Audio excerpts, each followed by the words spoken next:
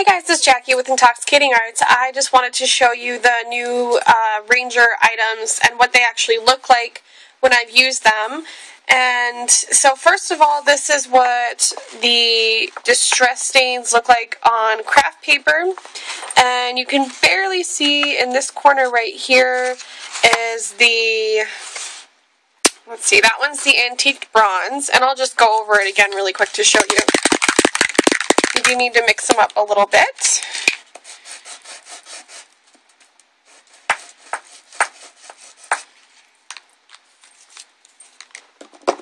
So that is what the antique bronze looks like on craft paper, and then I also did it on white paper. So there's that. And then also brushed pewter. And that's what's in the middle right there. I mean, I think you can pretty much see. I don't need to go over it again. And then this is what it looks like on a white sheet of paper. And then tarnished brass.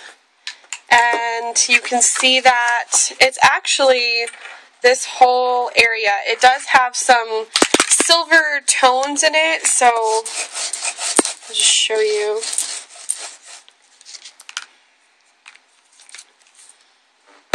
So that's what it looks like when it first goes on, and then when it kind of dries, you do get some more of the silver color showing up.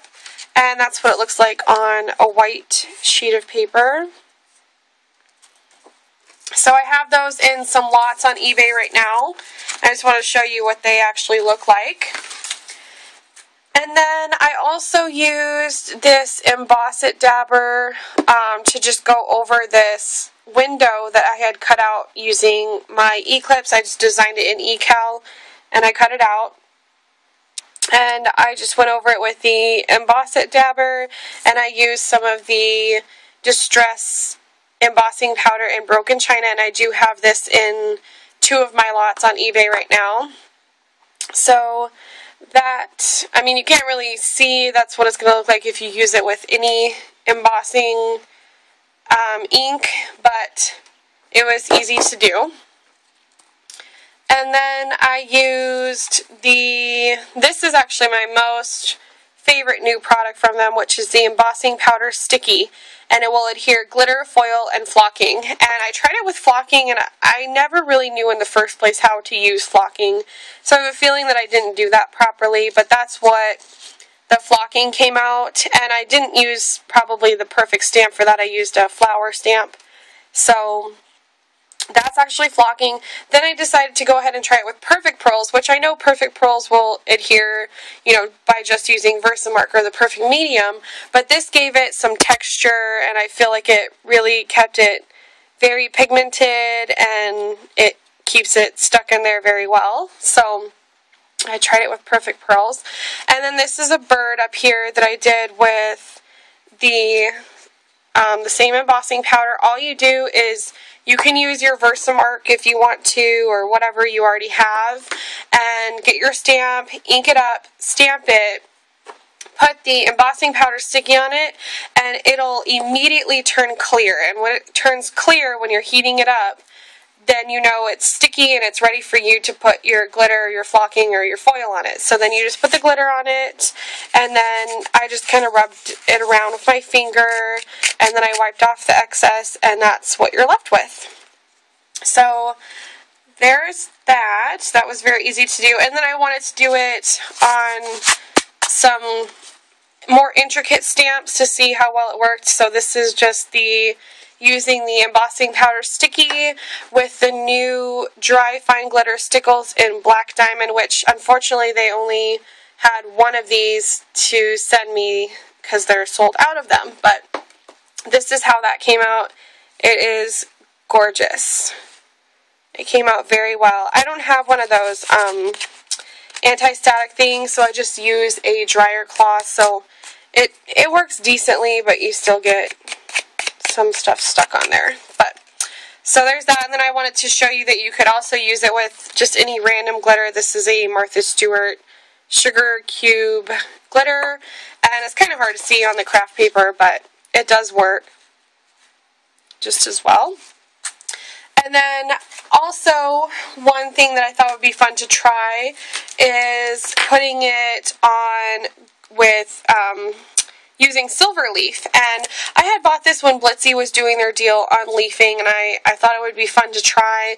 And then I realized that it came with really long instructions and that I'd have to go out and buy something else so that it would actually stick.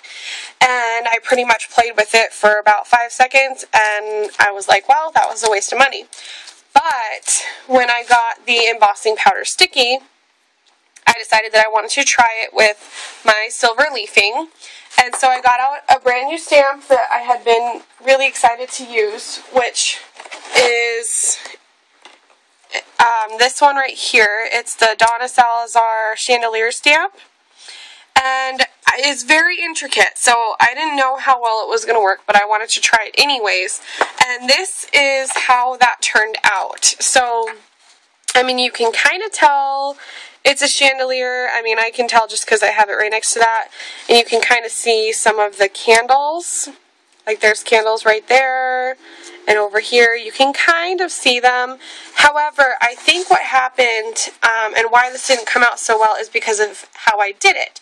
Because I tried it a second time, and all I did was change one thing I did, and it came out perfect on this one. This is just a border stamp by Prima, and this is what the border stamp looks like. So, I mean, it came out really, really good on that one, and it was really easy to do. So the only thing that I did different was when I had done the chandelier, I used Versamark, I stamped it on there, and then I took my embossing powder sticky, dumped that on there, heated it, and then I put a layer of this silver leafing on. I brayered it on, and while I still had the full sheet on there, I heated it up again. Then I started to pick away, and I tried to just, rub it and get off as much as I could, but it seemed like it wasn't really coming off that much.